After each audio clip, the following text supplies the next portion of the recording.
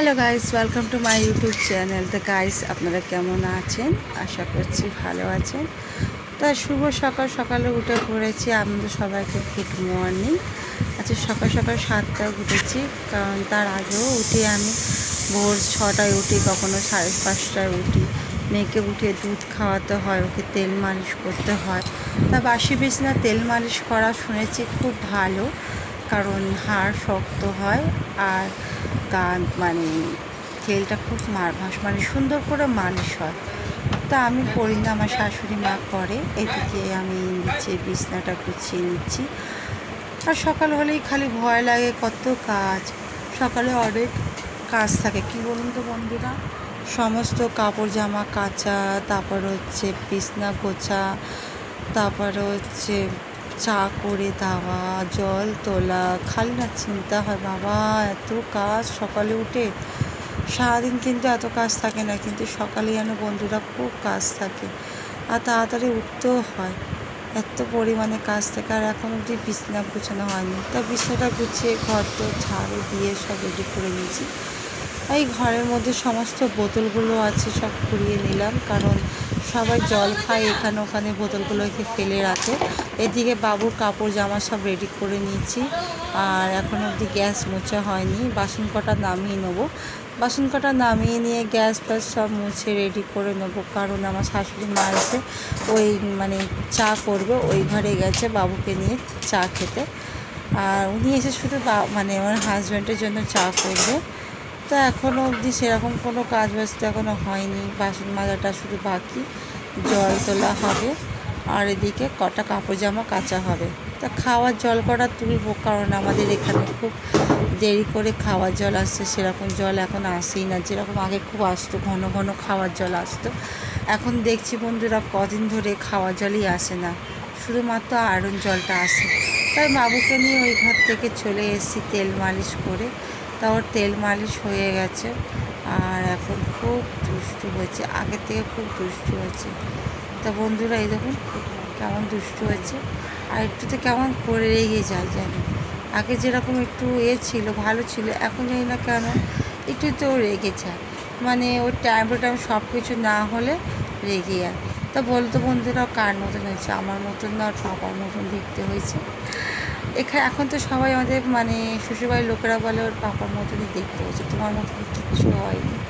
তা যাক, বাবার মতন মেয়ে পাওয়া বাপের মতন মেয়ের মুখ পাওয়ার শুভ তা ওকে ঘুম পাড়িয়ে দিয়ে কাপড় জামাগুলো সব মেলতে যাবো, সমস্ত কাজ হয়ে গেছে। এদিকে মাত্র চাল টাল ধুয়ে রেডি করে নিয়েছি। আর এদিকে আর শাশুড়িমা বাজার থেকে মাছের তেল আর কাটাপোনা মাছ নিয়ে চলে এসছে। তা কাটাপোনা মাছের ঝাল করবে আলু পেঁয়াজ টমেটো দিয়ে, আর মাছের তেলটা বরবটি আলু পটল, তাও কুমড়ো, একটু বেগুন, পাঁচমিশালি সবজি দিয়ে চচ্চড়ি করবে। আমার তো ভীষণ ভালো লাগে খেতে।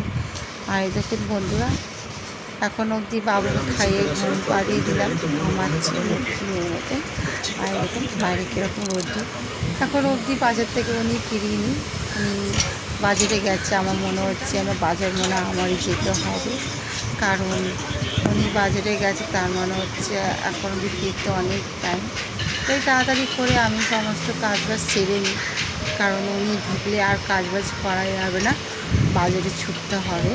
আর সময়মতো এখন অবধি একটা কাজ বাকি, বাবুর কাপড় জামা সব মেলতে হবে, সেগুলো বাকি, অর্ধেক মেলেছি আর অর্ধেক বাকি রয়েছে। এদিকে মাছ ভাজা বসিয়ে দিয়েছি, এদিকে সবজি কটা কেটে নিয়েছি, আর এদিকে মাছটা ভাজা হচ্ছে, আর ভাত বসিয়ে দিয়েছি।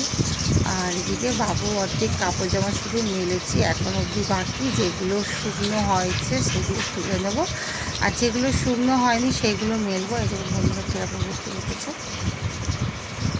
তাই কাপড় জামাগুলো মেলে রোদ্দুরে টান টান করে দিয়ে দিই, কারণ শুকনো করতেও টাইম লাগে।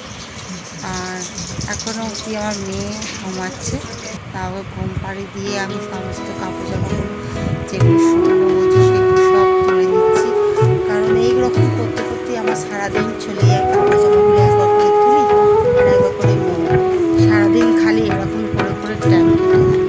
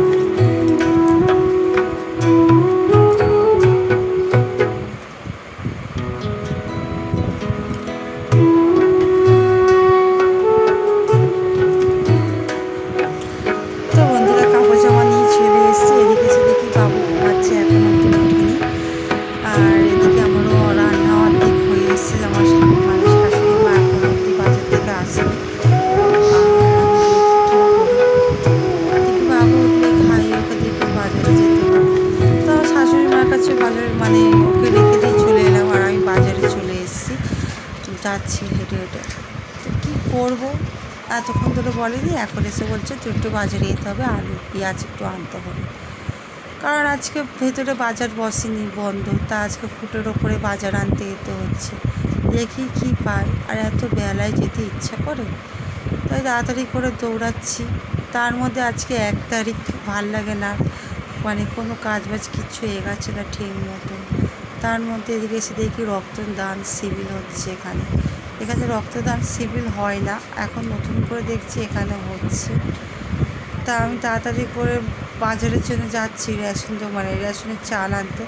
কারণ এখানেই একটা দোকান আছে যেখান থেকে আমি চালটা নিই, আর এটা কালকের জন্য চালটা নিয়ে রেখে দেবো। শাশুড়ি বললো কালকের জন্য চালটা নিয়ে এসে রেখে দে, আর আলু পেঁয়াজটা নিয়ে চলে আয়। তার দোকানটা এখন বন্ধ, আমি ঘুরে চলে আসছি, দেখুন বন্ধুরা।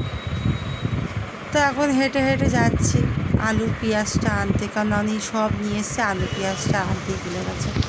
তা আলু পেঁয়াজটা নিয়ে ঘরে চলে আসবে। এবার এসে দেখি বাবু একটু খেলছে, তো ওকে স্নান টান করে এবার রেডি করে নিয়েছিলাম, কারণ দুষ্টু হয়েছে। এখন স্নান টান করে রেডি করে খেলছে। আর কি বলুন তো বন্ধুরা, এখন এমন করে দুষ্টু হয়েছে না, একা একা খেললেও ভয় লাগে আমার। মানে ওর তো না, সে পা দিয়ে ঠেলে ঠেলে ওপর দিকে ওঠে, দেখুন কীরকম করে পা দিয়ে ঠেলে ঠেলে ওপর দিকে উঠছে, খুব দুষ্টু হয়েছে।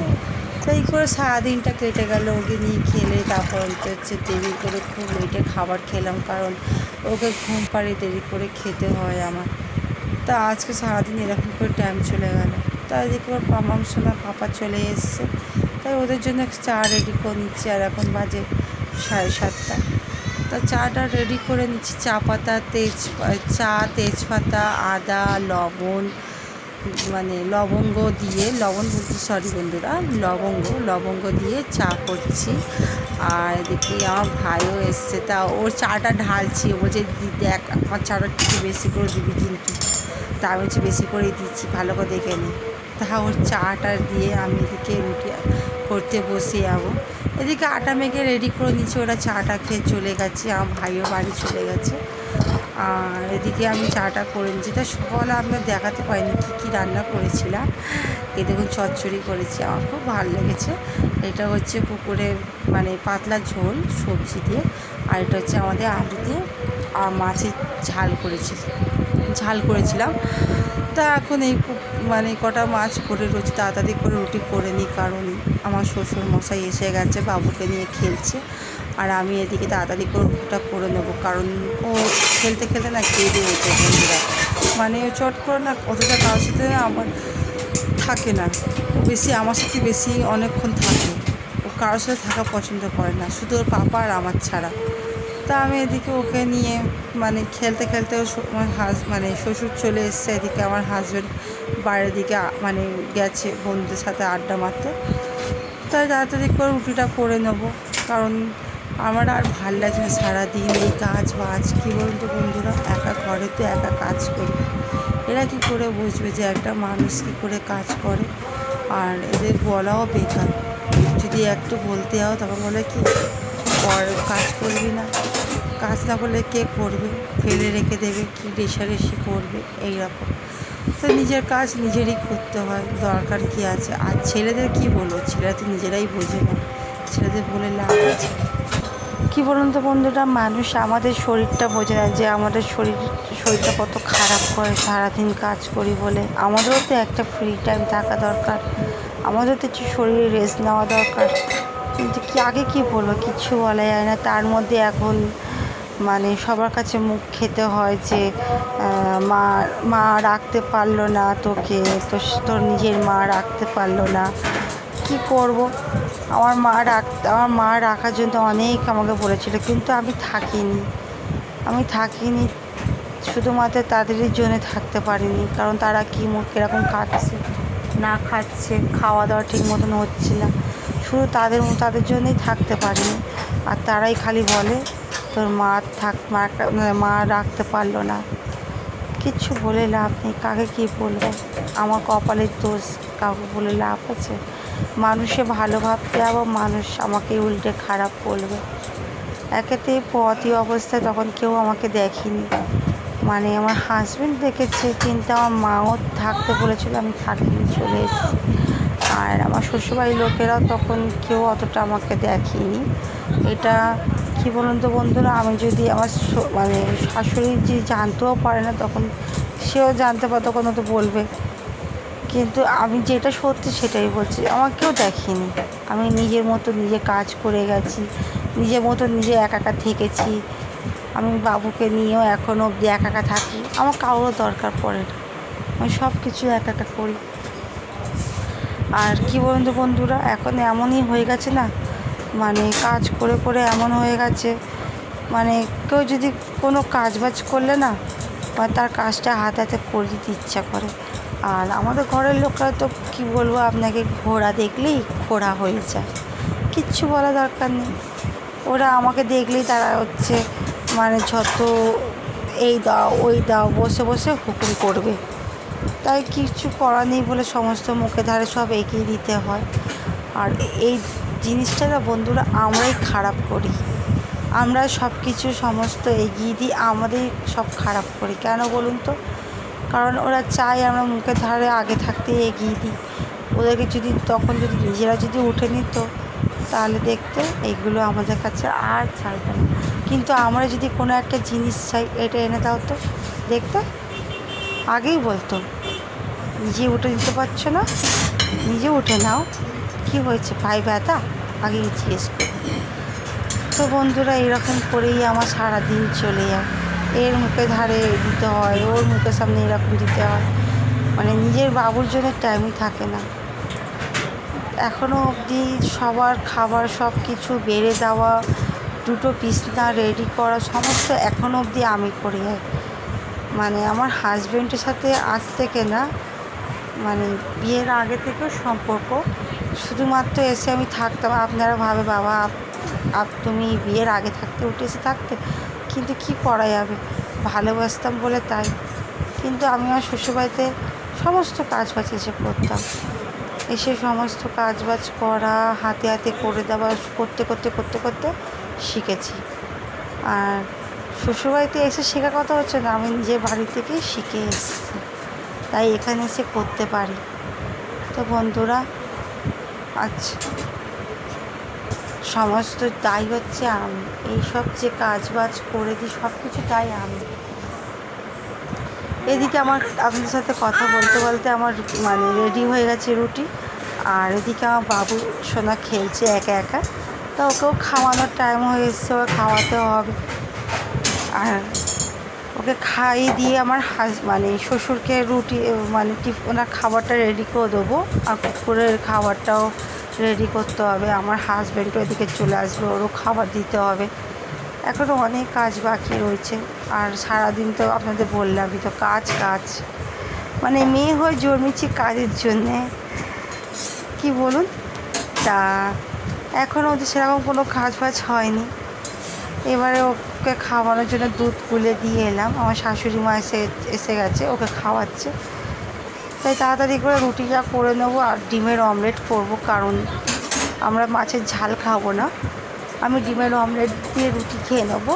আর ওদিকে হচ্ছে মানে আমার হাজব্যান্ড, আমার শাশুড়ি মা, শ্বশুর, ওরা তিনজনে মাছ দিয়ে খাবে। আর এখনও অবধি বন্ধুরা, বাবু হওয়া পরেও মাছ যেন আমার খুব আঁশটা গন্ধ লাগে, মানে খুব যেন একটা বিচ্ছিরি গ্যাস ছাড়ে, খেতে পারি না মাছ, তা খুব কমই খাই মাছটা। আর সমুদ্রের মাছ, নদীর মাছ খেতে খুবই ভালো লাগে। আর এদিকে আমার সোনা দিকে কাঁদছে ওদিকে, কারণ ওর টাইম হয়ে গেছে খাওয়ানোর, তাকে খাওয়াচ্ছে। আর তার মধ্যে হচ্ছে ওকে না, মানে কেউ খাওয়ালেও খুব রেগে যায়, মানে আমি খাওয়াতে পারবো কিন্তু অন্য কারোর হাতে কেউ খেতে চায় না। তা আমার শাশুড়ি মা খাওয়াচ্ছে বলে একটু রেগে গেছে, তা ও তাড়াতাড়ি করে করছি, এমো এমো করে চেঁচিয়ে যাচ্ছে, তাড়াতাড়ি কর তাড়াতাড়ি কর। ওর কাঁদছে, এবার খাওয়াচ্ছি, ও কাঁদছে, তো একটু খাইয়ে দে। তা আমি কী করবো, একা হাতে রান্না করতে হচ্ছে, একা হাতে বেলতে হচ্ছে, একা হাতে ভাজতে হচ্ছে, এরকম করতে হচ্ছে, দেরিও হচ্ছে আমার। তাই তাড়াতাড়ি করে রুটি কটা করে নিলাম। আর ওনার খাবারটাও দিতে হবে, বাবুকে খাইয়ে ওকে ঠাকুমার কাছে দিয়ে ঘর ঝাড়ু দিয়ে নিচে বিছনা রেডি করতে হবে, ওপরে বিছনাও রেডি করতে হবে, কুকুরকে খাবার দিতে হবে, তারপরে আমরা খাবো, খেয়ে দিয়ে শুতে যাবো। কী বলুন তো বন্ধুরা, আমাদের এই প্রত্যেক দিন আমার 12:30 বেজে যায়, প্রত্যেক দিন ডেইলি। তা আমার রুটি হয়ে রেডি হয়ে গেছে। আর এদিকে আমার বাবুকে গিয়ে খাইয়ে রেডি করে নিই, গ্যাসটা পরিষ্কার করবো। তো বন্ধুরাকে খাইয়ে রেডি করে নিচ্ছি, গ্যাসও পরিষ্কার করা হয়ে গেছে, ঘর দর ঝাড়ু দেওয়া হয়ে গেছে। শুধুমাত্র আমার শাশুড়ি মায়ের দুধটা বসালাম গরম করতে, আর এদিকে আমি রেডি হয়ে নিচ্ছি। তা মামাম সোনাকে আমি দেখিয়ে দিয়ে মামাম সোনা একা একা খেলছে, আর এদিকে আমার শ্বশুরমশাই একা একা খাচ্ছে। তা মামাম সোনা গুড নাইট বলে দাও সবাইকে, আর টাটা করে দাও। তো বন্ধুরা, আপনারা কেমন লাগলো আমার ভিডিওটা? আশা করছি ভালো লাগলো। আমার নতুন ইউটিউব চ্যানেল, ভালো লেগে থাকলে লাইক, কমেন্ট অ্যান্ড শেয়ার করবেন। তা আজকে এখানে ভিডিওটা শেষ করছি। তো বন্ধুরা, এখানে টাটা। তো মামাম সোনা বাই করে দাও। দেখুন বাই বাই করছে না, খুব দুষ্ট হয়ে গেছে। তো বন্ধুরা,